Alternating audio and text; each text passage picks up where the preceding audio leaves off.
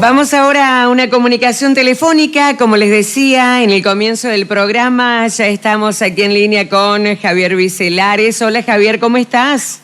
Hola, ¿cómo estás vos? Qué gusto escucharte. Igualmente, Javier. En principio, para poder hacer un balance del resultado que nos dejó las PASO, concretamente aquí en nuestra provincia de Córdoba, de ustedes, de la lista Sumar, ¿qué es lo que miran hacia adentro y qué perspectivas vienen desde que terminaron las elecciones, desde que se conoció el escrutinio en adelante, Javier? Bueno, lo primero creo que es obviamente un resultado contundente a favor de Juntos por el Cambio en toda la provincia de Córdoba. Todas las listas le sumamos a ese resultado global y me parece que una vez más los cordobeses dimos una señal clara de que no queremos este gobierno y que queremos un cambio de rumbo en la Argentina. Creo que esa es la primera definición.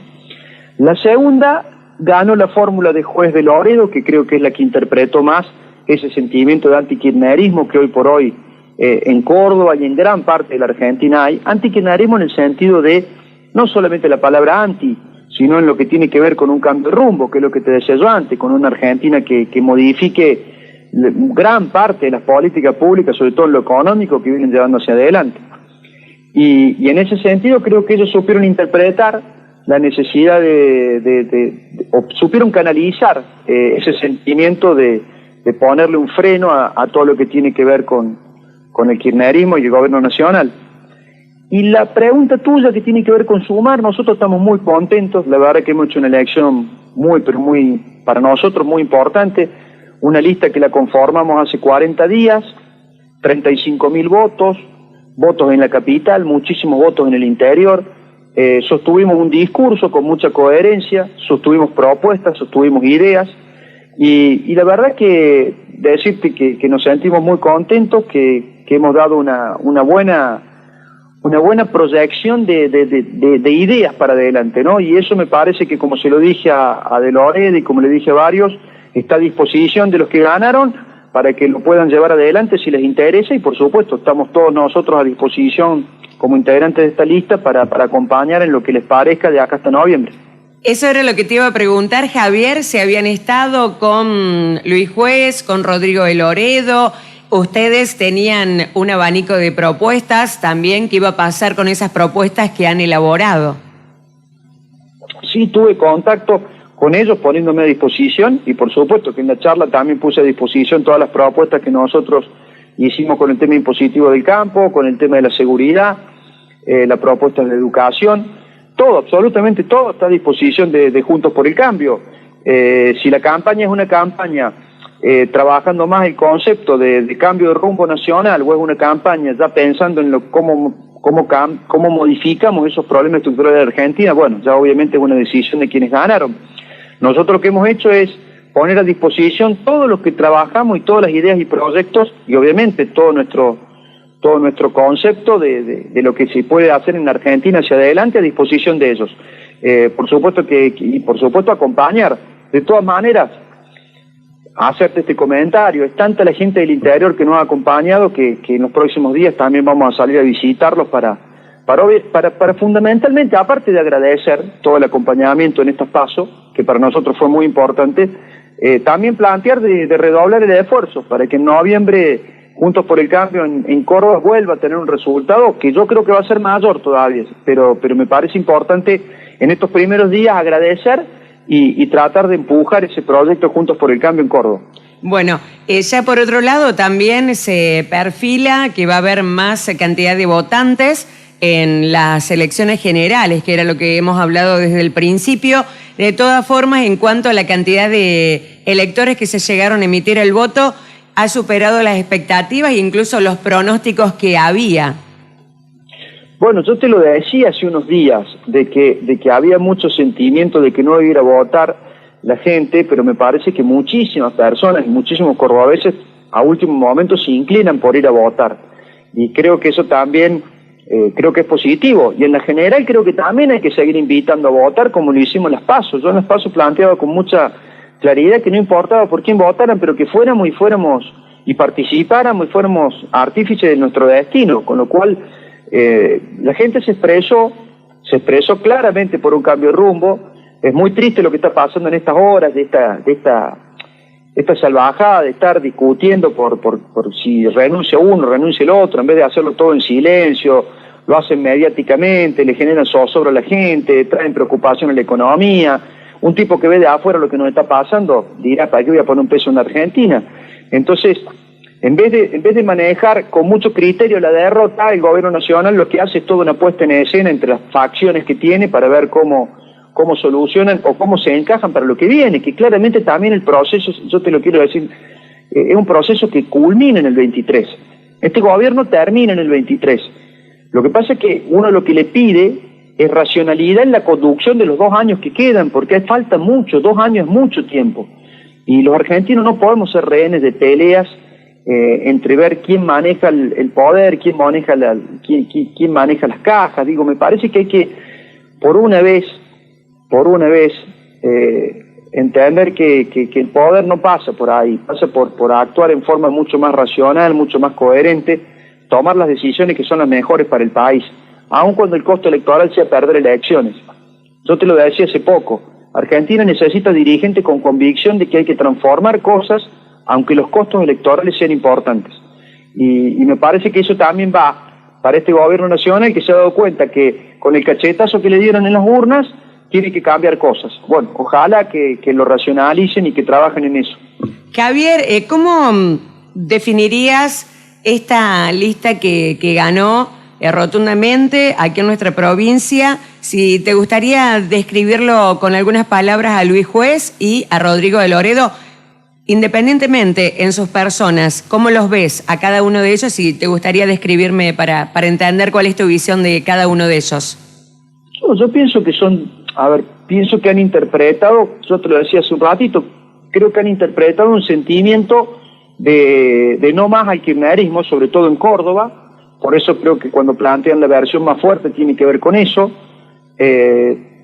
Creo que Juez es un dirigente político que tiene mucha ascendencia en los medios nacionales, que tiene su ascendencia también en Córdoba. En el caso de Rodrigo, un dirigente más joven, pero que también ha producido una renovación dentro del radicalismo. Bueno, han complementado ambas cosas y han podido sostener un discurso de no al kirchnerismo, que en Córdoba es muy fuerte. Y eso creo que obviamente le ha dado el resultado electoral que han tenido. Y ojalá que lo puedan, creo que en noviembre se va a ratificar y vamos a trabajar todo para que sea así. Y bueno, y ojalá que lo que podamos encaminar hacia el 23, que obviamente tendrá que ver con elecciones provinciales, permita consolidar un equipo de trabajo. Tienen una gran responsabilidad, que es incluir a todos los que han competido, no solamente en estas pasos, sino a todas las partes de Juntos por el Cambio, para que entre todos empujen este proyecto, porque el proyecto también tiene que ver con conformar un Juntos por el Cambio en Córdoba que sea competitivo en el 2023. Perfecto. Quería preguntarte, Javier, porque es una pregunta que voy repitiendo, para ver cómo definen el voto de lo que pasó en las PASO. Por ejemplo, acá el intendente que estuvo acompañando esta lista que ganó, la de Juez y de Loredo, decía: la gente votó y es un voto inteligente. Hablaba con el analista político de Córdoba del grupo Feedback, Gastón Toro, y decía: este fue un voto con memoria. Si tenés que definirlo de alguna manera, ¿cómo te parece que fue? ¿Cómo lo llamas al voto de las PASO? Me parece que es un voto que tiene que ver con el sentido común.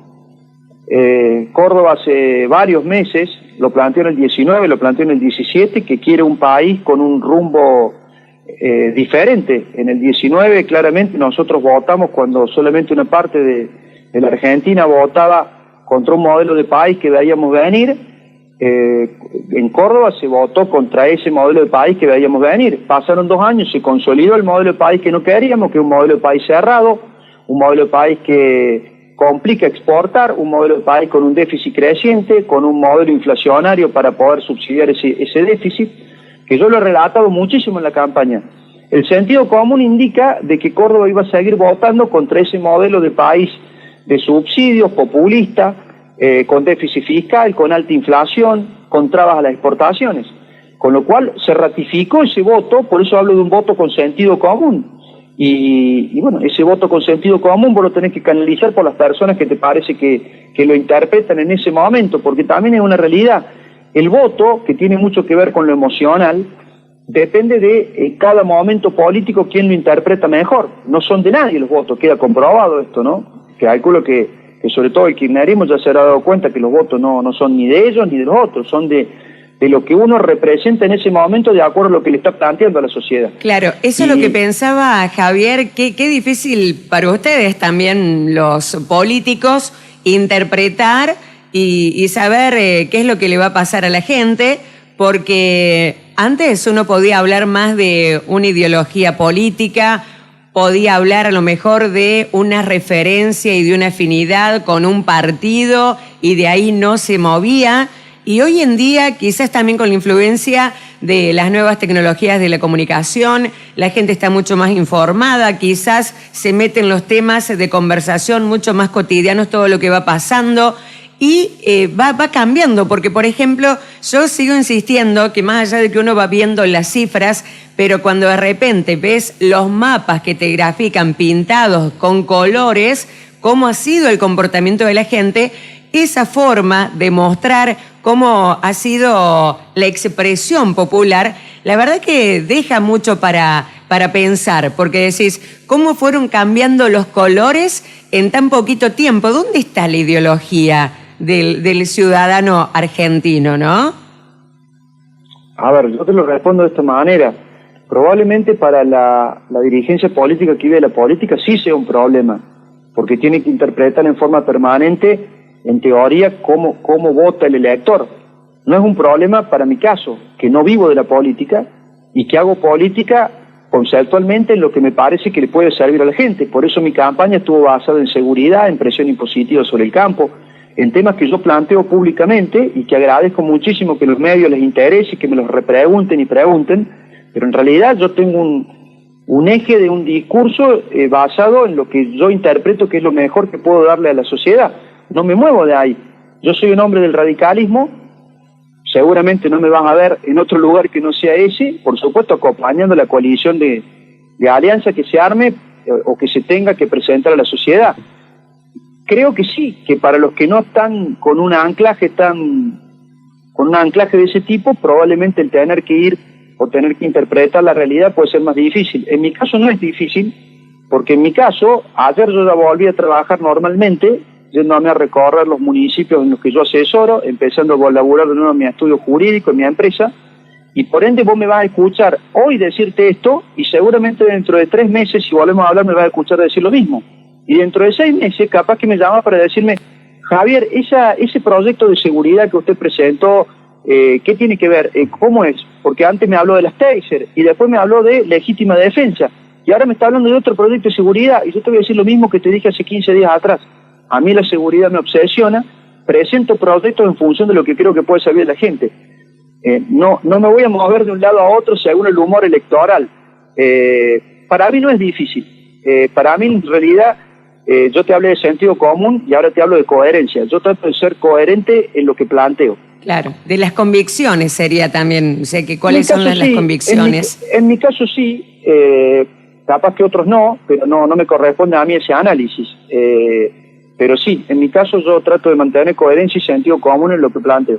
Bueno, Javier, ha sido muy amable nuevamente por charlar con nosotros. Seguramente en otra oportunidad también podemos hablar para profundizar los temas de seguridad que son realmente relevantes y que tienen que ver quizás con cuestiones más pero más profundas y que como en la seguridad se ha impregnado todas visiones ideológicas y que por ahí no permiten controlar y dar realmente lo que la gente necesita, que es la tranquilidad, la contención, el saber que puede salir de su casa, volver y que no le va a pasar nada, ya con una mirada mucho más amplia, ¿no? Gracias a Dios, en el interior del interior tenemos esa grandeza de poder vivir más allá de que uno cierra con llave, hay un poco de rejas, pero con un grado de tranquilidad que es mucho mayor a cuando uno mira las grandes urbes, pero que es un tema muy interesante para debatir, Javier.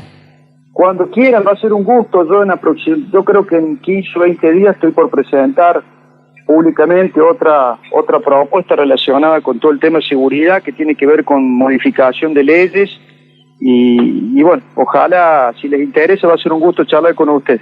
Muy bien. Dale, muchas gracias. Buena estrella, Javier, muy amable. Chao, nos vemos.